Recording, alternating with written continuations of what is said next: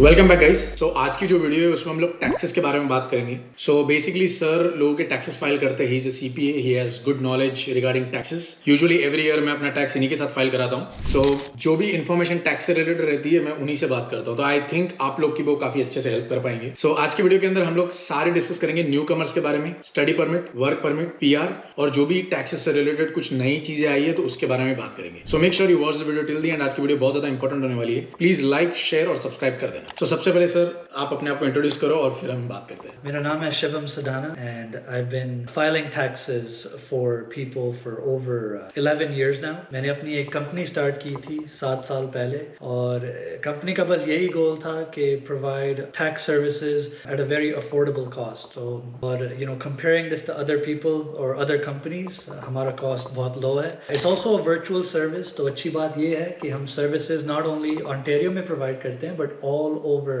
Canada. तो जहाँ पे भी रहते हो you can always contact us and we can provide the tax services to you over WhatsApp. Very good service and हम not only tax season में काम करते हैं but हम year round service provide करते हैं और इस बारी हमारी team has grown quite a bit and we have over 20 employees now and we're ready to take on as many people as possible to help them get their tax services or tax returns completed. So अगर आप लोगों को पता ना हो यार तो मैंने लास्ट ईयर भी शिवम सर के साथ वीडियो बनाई थी और काफी अच्छा इन्होंने एक्सप्लेन किया था last year. But last year जब मेरे सब्सक्राइबर्स जब इनको कांटेक्ट कर रहे थे तो क्या हुआ था, बहुत ज्यादा रिस्पांस आ गया था। We didn't expect that much but बहुत ज्यादा रिस्पांस की वजह से, और सर की टीम वो टाइम पे इतनी बड़ी थी नहीं। इस बार क्या क्या इंप्रूवमेंट्स किए हो आप बता दो सो दैट उनको एक आइडिया मिले। I just want to first say कि I'm very sorry. इस बारी हमने बहुत सारी improvements की है। हमारा न्यू एक सॉफ्टवेयर है और हमारी जो टीम है ट्रिपल हो गई है साइज में। देखो स्टैंडर्ड टाइम कंपनीज में एटलीस्ट 2-3 दिन का यूजुअली होता है जो मैं लोगों को ऑफर करना चाहता हूँ। I want it to be done the same day. So यही I've worked at it very hard this year और I've made all the adjustments necessary. तो इस बारी अगर कोई लोग सोच रहे हैं कि थोड़ा सा डिले था, think twice. 2-3 days is fine for other companies. For me it's not. I want it done in the same day and that's what we'll do for you this time. Okay?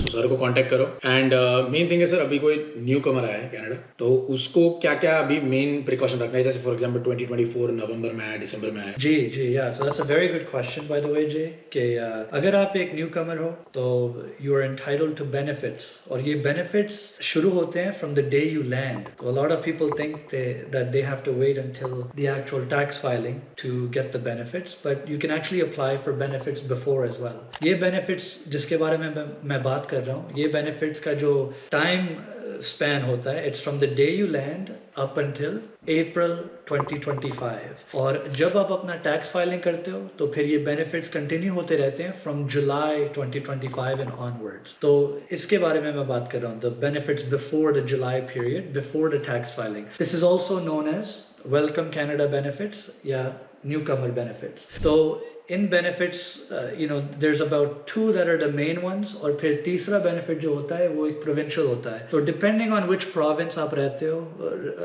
Live in, उस हिसाब से आपको उस province का एक specific benefit मिलता है। तो पहला बेनिफिट है GST HST टैक्स क्रेडिट और इस बेनिफिट का पर्पस बस यही है कि जो भी टैक्सेस आप पे करते हो चीज़ें खरीदने के बाद कनाडा में, उसका एक रीएम्बर्समेंट है ये। It's based on income. तो जो भी इनकम होती है या इनकम नहीं भी होती है उस हिसाब से आपको एक बेनिफिट कैलकुलेट होता है और आपको मिलता है उसके लिए। दूसरा बेनिफिट है आपका क्लाइमेट एक्शन इंसेंटिव बट इसको इस साल रीनेम कर दिया उन्होंने। जब मैं उन लोगों के बारे में बात कर रहा हूँ, talking about the government has renamed this benefit to carbon rebate और इस बेनिफिट का पर्पस ये है कि जो गैस प्राइसेस पिछले कुछ सालों में इंक्रीज हुई है उसका रीएम्बर्समेंट है ये। तीसरा बेनिफिट जैसे मैंने आपको अभी बताया प्रोविंशियल बेनिफिट होता है। अगर आप ऑन्टेरियो में रहते हो तो फिर यहाँ पे एक ट्रिलियम बेनिफिट होता है, तो कॉस्ट ऑफ लिविंग का ये एक बेनिफिट होता है। अगर आप एक और या दूसरे प्रोविंस में रहते हो like Saskatchewan, then over there is a affordable living tax credit. Same thing in New Brunswick. सो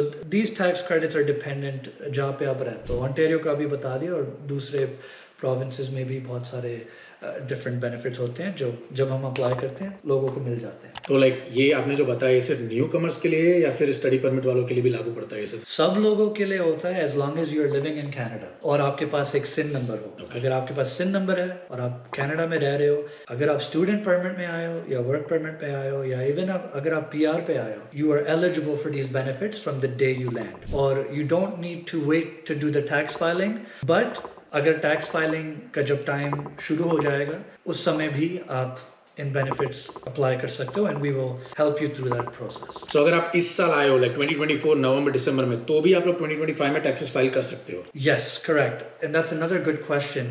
अगर आप दिसंबर में आए हो, आप probably wonder कर रहे हो कि टैक्स फाइलिंग का कुछ बेनिफिट है भी या नहीं, तो yes there is. Remember कि बस टैक्स फाइलिंग करने के बाद your benefits will keep continuing. So tax file करोगे तो फिर जुलाई से आपके बेनिफिट्स कंटिन्यू होते रहेंगे। Benefits before that the welcome Canada, उसके लिए एक सेपरेट एप्लीकेशन होती है जो हम ड्यूरिंग टैक्स फाइलिंग और even before if you contact us we can apply for that also. So like taxes में एक न्यू कमर है और स्टडी परमिट पे है, ये दोनों में कोई डिफरेंसेस रहते हैं? हाँ, बस न्यू कमर यही होता है कि newcomer can be either on PR, work permit, study permit, और अगर एक स्टूडेंट पे आए हो तो फिर obviously they're on a student पर टैक्स का फर्क तो पड़ेगा ना, अगर उस स्टडी परमिट पे जो है उसको रिटर्न ज्यादा मिलेगा as compare to that of newcomer. जी या सो द थिंग इज अगर कोई स्टूडेंट परमिट पे आते हैं then the only thing is that if they worked a little bit, उन्होंने कुछ काम किया हो साल में, तो जो भी taxes usually एक student पे करता है वो usually सारा वापस मिल जाता है क्योंकि उनकी income ज़्यादा नहीं होती।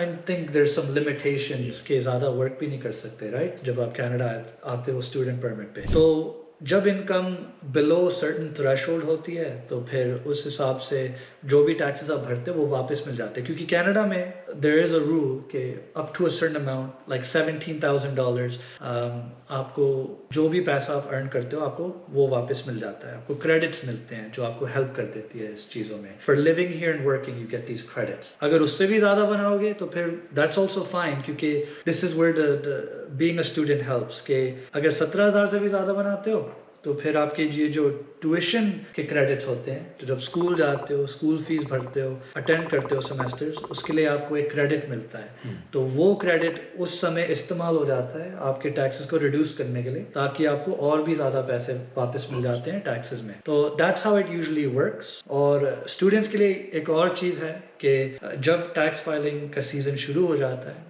आपको एक टैक्स स्लिप मिलता है आपके ऑनलाइन कॉलेज या यूनिवर्सिटी पोर्टल में और उसका नाम है T2202A। That's the official tuition tax slip जिस पे लिखा होता है कि कितना आपने फी पे किया है सेमेस्टर के लिए जो आपने अटेंड किया हो। तो you don't need the receipt, अगर आप प्री पेमेंट कर देते हो 4 सेमेस्टर्स की बट आपने बस एक ही सेमेस्टर 2024 में किया हो तो फिर आपको बस क्रेडिट 2024 सेमेस्टर का मिलेगा और फिर जो भी बाद में सेमेस्टर्स करोगे वो बाद में मिलेगा, बाद में मिलेगा। एग्जैक्टली। तो that tax slip is very important to you.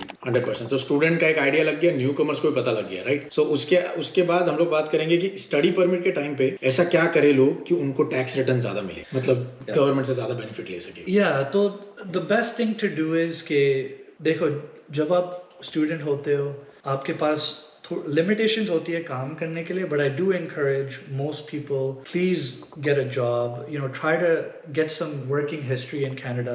Obviously ये चीज़ें आपको हेल्प करेगी फ्यूचर में regardless, but from a tax perspective remember कि अगर आपकी इनकम ज़्यादा नहीं होती तो आपको जो भी टैक्स आप भरते हो आपको वो वापस ही मिल जाता है। तो that's my number 1 tip. And then obviously the second one is कि जो टैक्स स्लिप होती है ट्यूशन के लिए वो have that ready and then we will make sure that we do the tax filing properly and explain everything to you over the call as well. Another thing I wanted to mention is कि usually जो students होते हैं और वो they're here before maybe November of 2024 तो उन्होंने usually एक semester तो किया होगा right in 2024। तो इसका मतलब है क्योंकि वो कनाडा में they're there for a couple of months। अगर कुछ अगर आप let's say Ontario में रहते हो और रेंट भर रहे हो तो उसका कुछ रिसीट होता है ना लैंडलॉर्ड से, आप ये रेंट रिसीट ऑलवेज ले सकते हो और you can apply for this on your tax return. तो अगर आप रेंट क्लेम करते हो तो फिर ऑन्टेरियो में आपको ट्रिलियम बेनिफिट जो होता है जो मैंने पहले आपको बताया था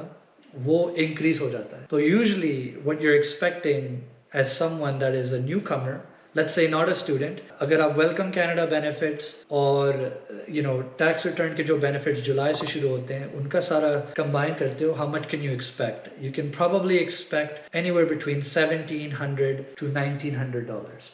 अगर आप स्टूडेंट हो और सेमेस्टर्स अटेंड किया होगा इन 2024 और नवंबर से भी पहले आए थे, तो फिर you can be eligible for a lot more. So I would say over $2,000 minimum. और वो increase बस यही है क्योंकि आप let's say अगर Ontario में रहते हो रेंट का अप्लाई कर रहे हो. You can also take into account that अगर आप कुछ जॉब कर रहे होगे और उसमें कुछ taxes भरा होगा तो फिर वो भी वापस मिलेगा. तो फिर I've seen students get anywhere between $2,000 to $3,000 and they've only been here for maybe a couple of months in 2024. अगर आप 2023 में आए होगे तो फिर तब भी अप्लाई कर सकते हो अगर आपने कभी पहले नहीं अप्लाई किया हो. तो उस केस में तो 1700 बस 2023 ईयर के लिए मिलेंगे और फिर 2024 का एक सेपरेट केस होगा जिसमें 2000 probably मिनिमम उसमें भी मिलेंगे. तो फिर I've seen people get $4,000, $5,000, $6,000 even if they've never filed a tax return before और वो 2023 में आए थे.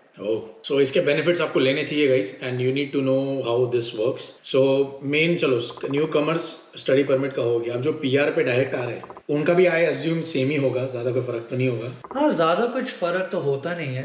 बस यही है कि जो पीआर पे आते हो यूजुअली स्कूल का तो ज़्यादा कुछ केस नहीं होता. People directly start working and जो भी टैक्सेस उस समय भरते हो अकॉर्डिंग टू द इनकम, अगर ज़्यादा ओवर पेमेंट की हो या अंडर पेमेंट की हो टैक्सेस की, जो हम कैलकुलेट करते हैं टैक्स फाइलिंग प्रोसेस के ज़रिए, उस हिसाब से either you get a refund और you have to pay some money back to the government. उन चीज़ों में we obviously assist and explain everything properly to everybody. PRs के लिए ज़्यादा कुछ डिफरेंट नहीं होता, बस that's a major difference I would say when they're filing for the first time. तो यूजुअली हम लोग फॉर एग्जांपल मैं आपको जस्ट पूछ रहा, आपने बोला कि अकोमोडेशन का टैक्स रिटर्न मिलता है. In some provinces, yes. Okay. उसके अलावा नॉर्मल अगर फॉर एग्जांपल कितने तो टाइप के टैक्सेस हम लोग पे करते हैं? जी वो पहले बता दो और उसके कितने रिटर्न मिलते हैं कौन से जगह पे वो बता दो. Usually for somebody जो काम करते हैं पेरोल पे या सिन पे 4 मेन टैक्सेस होते हैं. पहला और दूसरा आपका है फेडरल और प्रोविंशियल. फेडरल और प्रोविंशियल टैक्सेस गवर्नमेंट के लिए होते हैं जो इन पैसों के साथ कंट्री को चलाते हैं. तो फेडरल गवर्नमेंट नेशनल या नेशन वाइड होती है और फिर प्रोविंशियल होती है जहाँ पे आप रहते हो उसकी भी एक गवर्नमेंट होती है. तो 2 गवर्नमेंट्स होती हैं हमारे पास. Then comes Canada pension plan, short form है CPP, और इसका बस यही पर्पस है कि जब भी आप इस पे पैसे डालते हो पैसे इन्वेस्ट हो जाते हैं और फ्यूचर में जब आप रिटायर करोगे आपको गवर्नमेंट वापस पेंशन देगी ऑन अ मंथली बेसिस. तो RRSP जो है इन्वेस्टमेंट करने के लिए, राइट, उसमें तो आपको पैसे डालने पड़ते हैं जी. यहाँ पे आपको फिजिकली डालने की जरूरत नहीं है. नहीं, डालने की जरूरत है बट डिफरेंस बस यही है कि ये CPP मैंडेटोरी होती है. सबको करना ही पड़ेगा, सबको ही करना पे पड़ेगा. चेक से तो जाएगा ही जाएगा. Exactly. और मैंडेटोरी क्यों है? It's because a couple of decades ago there was a scenario where a lot of people, उन लोगों के पास पेंशन ही नहीं थी जब वो रिटायर कर रहे थे. तो गवर्नमेंट थोड़ी सी कंफ्यूज हो गई और बोलने लगी कि भाई देखो पीपल तो सेव नहीं करेंगे अगर हम मैंडेटोरी नहीं बनाएंगे. तो फिर मैंडेटोरी बना दिया ताकि when someone retires उनके पास कुछ तो पैसा हो जो आते रहे. So अगर आप RRSP के बारे में हम लोग बात करते हैं बट मेन है अभी विद, अगर आप RRSP FHSA सब में भी पैसा नहीं डालते हो तो भी आपका पे चेक आने से टाइम पे आपके अकाउंट से CPP कट जाता है. Exactly. और ये एक इन्वेस्टमेंट होती है like I said. कब रिटर्न मिलता है उसका ऐसी एज? तो usually 65 years of age is the regular time period, but there are other rules as well. अगर आपको early आप pension चाहिए हो तो there's rules for that if you want. अगर later चाहिए हो then you can also take it out later than 65. There's obviously consequences for that, but the regular age is 65. तो 65 के टाइम पे आपको जो भी आपने अभी तक CPP भरा है वो आपको थोड़ा थोड़ा करके रिटर्न मिलने लगेगा per month. Exactly. Right. Yes. तो वो हो गया CPP प्रोविंशियल फेडरल. और एक और चीज है which is the EI या employment insurance. ये एक टैक्स है just like car insurance, there's also employment insurance. और अगर आपने you're working और tomorrow company बोलती है कि we can't afford you or we have to let you go from the job because we don't have enough work, then आपको एक you have a program that आप अप्लाई कर सकते हो. It's called the EI program, Employment Insurance. और ये programme आपको पैसे देती रहेगी to cover you while आप एक दूसरे जॉब के लिए सर्च कर रहे हो. तो that's why it's there. Just like car insurance होती है, अगर आपका कभी कुछ एक्सीडेंट हो तो इंश्योरेंस आपको प्रोटेक्ट करती है, आपको टेम्परेरी व्हीकल दे सकती है, आपको कुछ पैसे दे सकती है फिक्स करने के लिए गाड़ी को. सिमिलरली ये एक जॉब का प्रोटेक्शन होता है. I think it is for up to a certain months, right? ऐसा तो नहीं है कि बहुत टाइम तक. या so you have to be working for certain amount of time to qualify, और फिर it also gives you up to a certain amount of time EI payments, और लिमिटेड होती है. इट्स बेस्ड ऑन कितना कितना पैसा दिया है, कितना नॉट कितना दिया है बट कितना पैसा आप एक्चुअली कमा रहे थे. उस हिसाब से आपको एक परसेंटेज के हिसाब से आपको पैसे देते हैं वीकली बेसिस पे, और until you find a new job they will keep paying you. It's actually a good thing. That's why it's there. Okay, until I don't find a new job they'll be paying me. Exactly. तो I think taxes का एक idea लगा आपको, कौन से tax जगहों पे आपको टैक्स देना पड़ता है, क्या नहीं. अभी हम लोग बात करते हैं सर FHSA और RRSP के बारे में. Yeah, so this is more toward people that are on a work permit, people that are a PR. Study permit में नहीं कर सकते? No, study permit भी कर सकते हैं. I was just going to say that it may also apply to some people that are on a study permit. It सबके लिए है, but FHSA और RRSP ये एक investment accounts होती है. And my suggestion is always, as soon as you come to Canada, start investing. क्योंकि ये country is quite expensive, as people will realize, compared to many other countries out there. Or it's only getting more expensive to live here. And I think a priority should be लोगों को invest करना चाहिए, क्योंकि यही एक जरिया होता है जिससे आप ज़्यादा पैसे सेव कर सकते हो और अपना वेल्थ भी इंक्रीज कर सकते हो in the fastest way possible. जब हम टैक्स का टॉपिक लेते हैं, what is the best thing you can do, then there is 2 accounts like I mentioned. एक RRSP होती है और एक FHSA होता है. Let's talk about RRSP first. तो RRSP एक रजिस्टर्ड रिटायरमेंट सेविंग्स प्लान होता है, और इसका पर्पस बस यही होता है कि जब आप इसमें पैसे डालते हो, आप इस पैसे को इन्वेस्ट कर सकते हो. टैक्स का रोल तब आता है कि जब भी आप पैसे इसमें डालते हो आपको एक टैक्स डिडक्शन मिलता है. तो टैक्स डिडक्शन का मीनिंग बस यही होता है कि अगर लेट्स से आप 50,000 बनाते हो कनाडा में और 5,000 की कंट्रीब्यूशन की हो, तो जो इनकम हम दिखाएंगे आपके टैक्स रिटर्न पे 50,000 दिखाएंगे, और फिर इसमें डिडक्शन दिखाएंगे 5,000 का RRSP का. तो फिर इनकम बन गई 45,000 एग्जैक्टली. तो 50,000 की टोटल इनकम होगी जो हम दिखाएंगे टैक्स रिटर्न पे. 5,000 का एक डिडक्शन होगा RRSP का, और फिर बचा होगा 45,000 की नेट इनकम. अब यही इनकम पे हम आपका टैक्स कैलकुलेट करेंगे, नॉट 50,000, 45,000. तो एज यू कैन सी आपका टैक्स कम होगा than would it have been with 50,000. तो इसका मतलब टैक्स कम होगा, और जब हम ये टैक्स कैलकुलेट करेंगे या कंपेयर करेंगे टू हाउ मच आपने ऑलरेडी साल में दिया हो अपने एम्प्लॉयर के थ्रू, इसका मतलब होगा कि आपकी टैक्स सेविंग्स हो जाएगी. तो आपका इधर रिफंड बढ़ जाएगा या आपका जो बैलेंस ओइंग होगा वो कम हो जाएगा. और डिपेंडिंग ऑन कितना पैसा आप बनाते हो, like if you make 50,000, 100,000, depending on कितना बनाते हो उतना ही आपका टैक्स रेट ज्यादा बनता है. और इसका मतलब ये है कि जब RRSP को हम देखते हैं इतना ही आपका टैक्स सेविंग्स हो. तो अगर $1,000 की सेविंग, $1,000 का RRSP कंट्रीब्यूशन आप करोगे तो आपको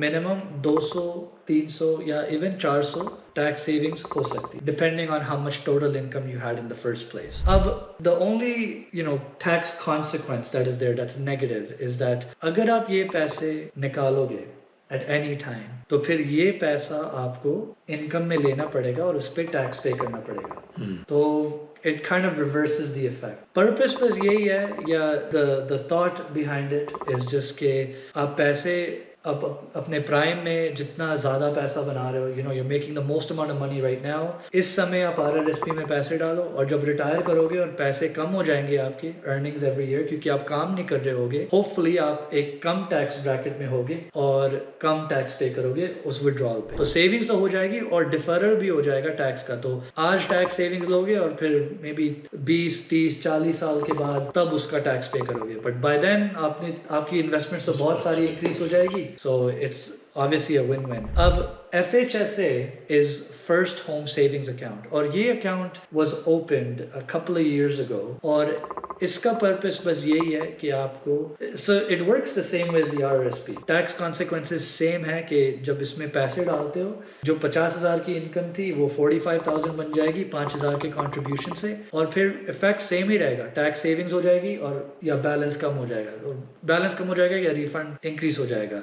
मेजर डिफरेंस बस यही है, ये जो अकाउंट है इसमें से आप पैसे निकाल सकते हो और ये पैसा जो निकालोगे you don't have to pay tax on it, ये you don't have to take it into your income as long as ये पैसे घर खरीदने के लिए यूज करोगे। अगर आपने कभी पैसा नहीं यूज करा है घर खरीदने के लिए डाउन पेमेंट के जरिए और या for down payment towards a house, then you can use the FHSA to help you, so it's much better than RRSP। Yes, and it's so valid, that's why I am saying अगर आप PR पे हो या work permit पे हो, I think the goals for those people, उनका goal is to get a house faster than a student, right? तो इसलिए उन लोगों के लिए it's more relevant. So I think it's very important. Now, one more thing I want to clarify, it's very important. देखो, अगर आपके पास अभी पैसा ना हो invest करने के लिए, you should still open the account. The reason why you should open the account is because आपको एक limit मिलती है contribution की। ये 8,000 की एक limit होती है जो आप हर साल कर सकते हो। अगर आप account नहीं open करोगे और let's say आप open करोगे अगले साल, तो ये जो 8,000 की जो लिमिट इस साल आपको मिलनी थी वो गायब हो जाएगी, वो अगले साल मिलेगी 8,000। और नेक्स्ट ईयर आप लोग को अगर आपने इस साल किया होता तो नेक्स्ट ईयर तक आई थिंक $16,000 होगा। एग्जैक्टली। तो अगर इस साल खोलोगे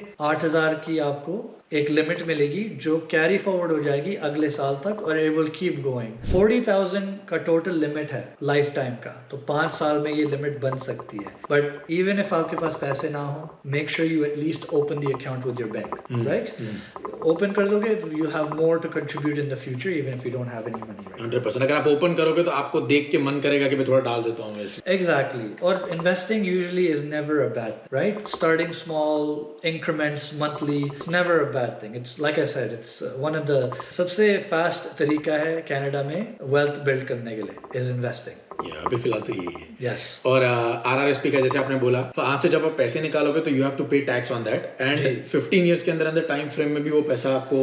Yeah, so that's a very good point. RRSP में you can also take out the money to purchase a house. अगर आप you use the money to purchase a house, तो फिर टैक्स ये सारा एक ही बारी में पे करने का you don't have to do that. ये जो टैक्स आपको पे करना है it gets spread out. तो the next 15 years you can pay 1/15 of the withdrawal. You can pay tax on that and put it in your income every year. तो for example 15,000 निकालते हो घर खरीदने के लिए RRSP में से, तो फिर for the next 15 years आपको 1/15 of that 15,000, so $1,000 every year income में लेना पड़ेगा और इस पे टैक्स पे करना पड़ेगा। One more thing before we move on from the RRSP topic, and it's because work permit or PR लोगों जो watch करेंगे, there's one thing they're gonna think that ये RRSP चीज बहुत it's very lucrative or let's do it right away, even if they're a newcomer. The one mistake I see very often is कि अगर आप Canada में newcomer हो, you cannot invest into the RRSP right away. RRSP में एक room या limit होता है जो तभी built होता है जब आप काम करते हो। तो अगर आप कनाडा में आते हो और कुछ काम करते हो, जब टैक्स रिटर्न आप फाइल करोगे उस समय बेस्ड ऑन द इनकम आपका एक रूम कैलकुलेट होगा और फिर going forward you will be able to invest into the RRSP then. Meaning अगर आप 2024 में आते हो, अक्टूबर में आते हो या जब भी आते हो और थोड़ा सा आपने काम किया हो, आप उस समय RRSP में कुछ पैसे नहीं डाल सकते। अगर डालोगे भी तो फिर that will be considered an over contribution और उस पे आपको एक पेनल्टी देनी पड़ेगी। What you will have to do is wait till the year is over. Obviously अपना टैक्स रिटर्न फाइल करोगे, जब टैक्स रिटर्न फाइल करोगे आपको एक नोटिस ऑफ असेसमेंट मिलेगा। ये CRA का एक प्रूफ होता है या डॉक्यूमेंट होता है जिसमें समराइजेशन होती है कि क्या क्या टोटल इनकम थी, क्या आपका रिजल्ट था। उसमें ऑल्सो आपका RRSP रूम कैलकुलेट होता है ताकि going forward you can put in the money. So if you come here in 2024, then wait until 2025 to put money into the RRSP. तो I think हम लोगों ने टैक्सेस के बारे में, RRSP, FHSA के बारे में बात कर दिया। Then और कौन सा टॉपिक बचा है टच करने के लिए? हाँ, तो look, these are the main things that I would say. Another thing मैं बोल सकता हूँ कि जब भी आप there's more, जैसे मैंने ट्यूशन के बारे में बात करा कि एक टैक्स क्रेडिट होता है जो आपका टैक्स रिड्यूस करता है ट्यूशन। सिमिलरली बहुत सारे और टैक्स क्रेडिट्स होते हैं। There's tax credits for medical expenses, donations, अगर आपके पास कुछ इंटरेस्ट हो कैनेडियन स्टूडेंट लोन्स पे, उसको भी एक टैक्स क्रेडिट होता है। अगर आपने कुछ प्रोफेशनल मेंबरशिप ड्यूज पे की हो, लाइक जैसे सीपीए लाइसेंस होता है, डॉक्टर का लाइसेंस होता है, लॉयर का लाइसेंस होता है, नर्स का लाइसेंस होता है, ये भी आप डाल सकते हो। You can also there is also tax credit for interest on investment loans. अगर आपने कुछ इन्वेस्टमेंट लोन ली हो और फिर ये लोन लिया हो इन्वेस्ट करने के लिए कुछ प्रॉपर्टी में या स्टॉक्स में, व्हाटएवर इट इज, तो फिर that's also you can use as a tax credit. There's a lot of tax credits like that. एक और चीज़ है जो I can let you know that अगर आप फैमिली हो, कनाडा में आए हो and you have children, अगर आपके कुछ बच्चे हो, you're probably wondering कि कुछ child के benefits होते हैं या नहीं। तो of course there are benefits for children as well, but to apply for the benefits there is a rule. So you have to be in Canada for 18 months in order to apply for monthly child benefits if you are not a PR. तो अगर आप work permit पे आते हो या study permit पे आते हो, you have to be in Canada for at least 18 months to apply. और अगर आपको PR उससे पहले मिल जाती है तो फिर you can then apply as well. तो जैसे PR मिलती है आपको every month मिलना शुरू हो जाता है। Exactly. Obviously अगर कुछ assistance चाहिए हो while applying, you can always contact us. And we can do that for you. Link description में गाइस, सो वहाँ पे जाके आप सर की टीम से कांटेक्ट कर सकते हो and then from there he will guide you कैसे टैक्स फाइल करना है, क्या है क्या नहीं। आई थिंक हम लोगों ने सारा कुछ कवर कर दिया है। Yeah, I think we've covered a lot of things. I would, yeah. एक PR, study permit, work permit का अभी तक का काम इतना इन्फॉर्मेशन इनफ है? I think so. ये बहुत overwhelming है as it is क्योंकि बहुत सारी information है इस वीडियो में। Obviously जैसे जय भाई ने हमें बताया कि you can always contact us if you have any confusion or you need any clarifications, but I hope this video was informative from my end. तो कैसा लगा जरूर कमेंट सेक्शन कमेंट करके बताना। आपको कोई डाउट हो तो वो भी पूछ लेना एंड लाइक, सब्सक्राइब, शेयर कर देना। फिर मिलते हैं अगली वीडियो में, तब तक के लिए बाय बाय। Thank you.